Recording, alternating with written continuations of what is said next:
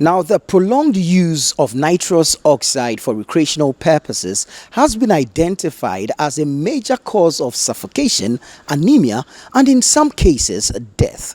However, some Ghanaian youth are increasingly abusing this drug, generating concerns among health professionals in the country.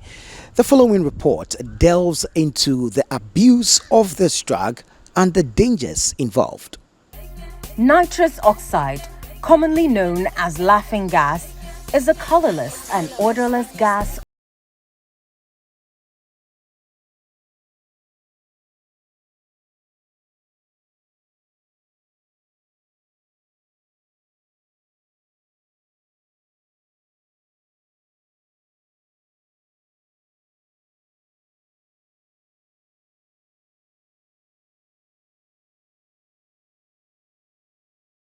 from the medical point of view, is able to provide sedation to put you to sleep, and it has certain properties that is able to help you use other anesthetic drugs to be able to enhance their effect.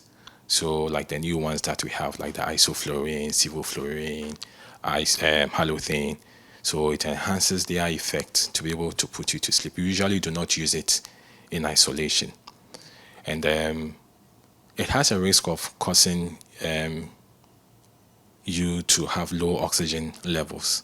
So when in use with the machine that you are using, it's able to prevent you just using solely nitrous oxide.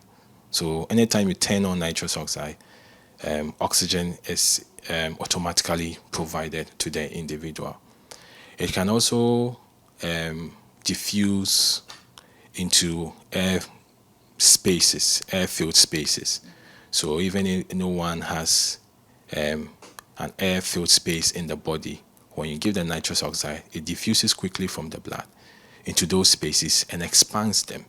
So if you have air in your chest, the nitrous oxide will quickly move there and what we call pneumothorax and expand it, and that can be very catastrophic for such individuals. Dr. Frimpong Manson sheds more light on the potential risks associated with nitrous oxide abuse. Nitrous oxide, when given, can cause respiratory depression. And as we said initially, that it enhances it moves very, diffuses out from the blood very quickly. So after you finish administering the nitrous oxide, it moves quickly from the blood into the lungs and to dilute the concentration of carbon dioxide that is in the lungs. And doing so is going to suppress or reduce your ability to breathe on your own.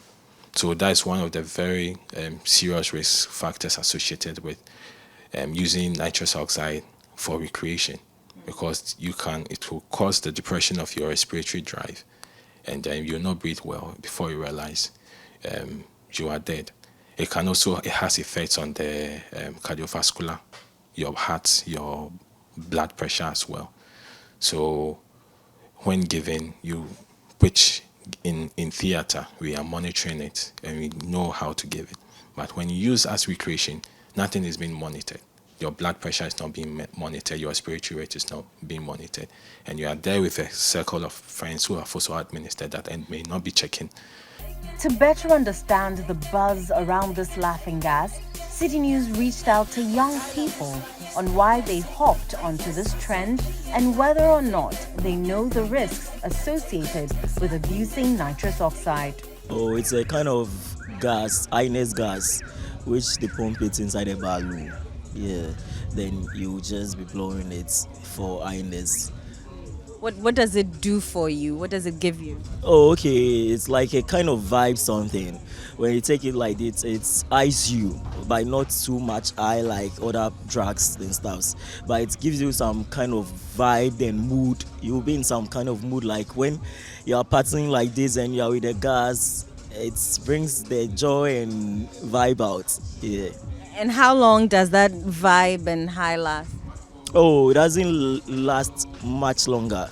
Yeah, it depends on how much you'll be doing it, because when you pump it in it like this, you just blow it, fill it for some few time, maybe I can say maybe 20-30 minutes, you'll be feeling that vibe.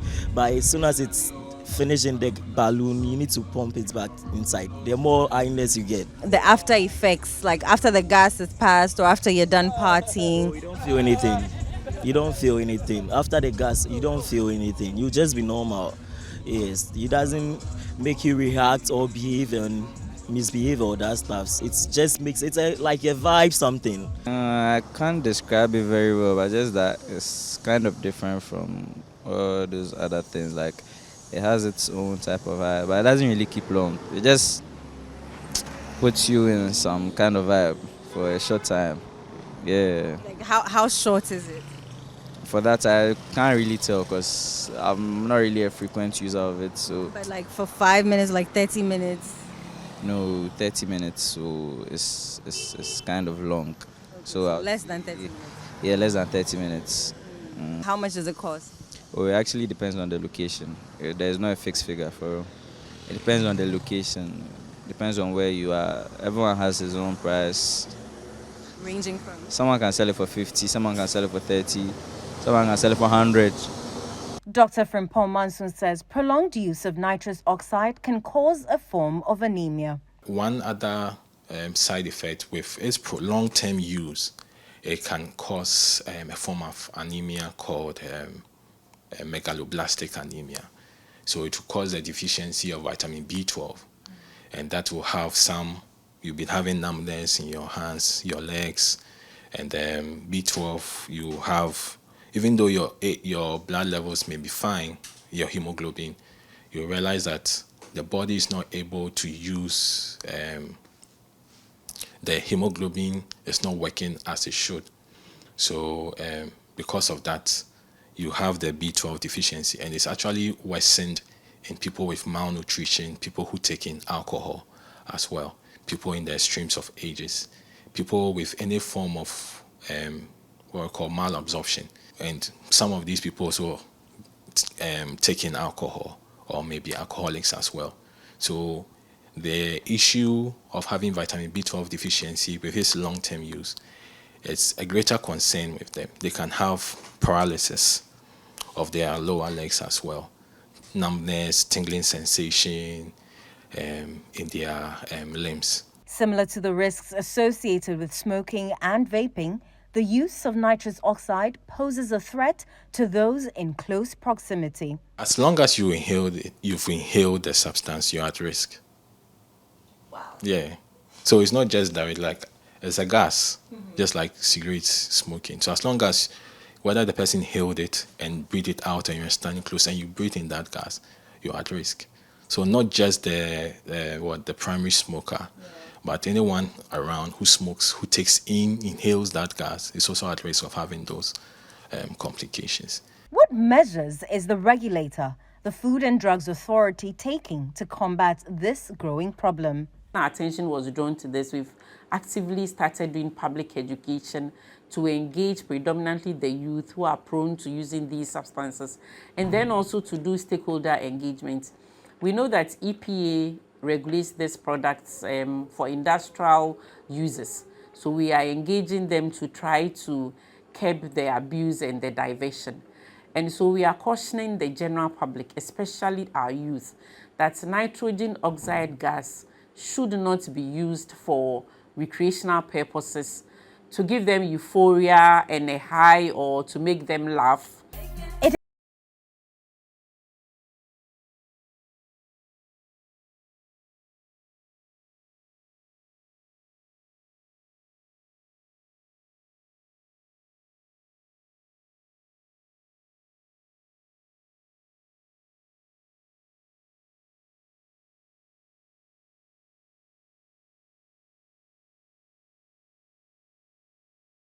My name is Inosafo.